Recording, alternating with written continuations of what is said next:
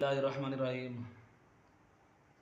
शब कदर क्या है, उसकी हकीकत क्या है और ये किस रात हो सकती है?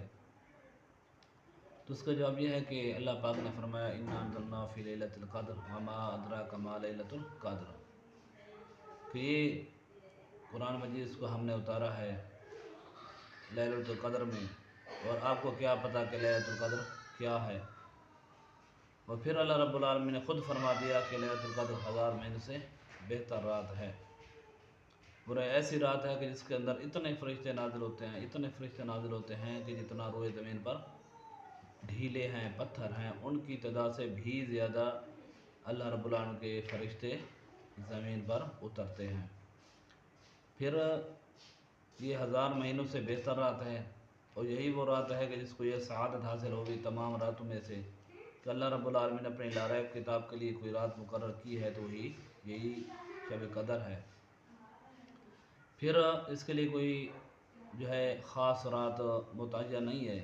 एक मरतबा मेरे आका अलैहिस्सलातु वस्सलाम मस्जिद में तशरीफ़ लाए ताकि लोगों को बाखबर कर दें कि फ़लाँ रात शब कदर होगी, लेकिन जब आप आए तो लोगों की हालत को देखा तो वो बात में मसरूफ़ थे, तो इस वजह से वो जो है शब कदर की जो तायीन थी वो ख़त्म हो गई।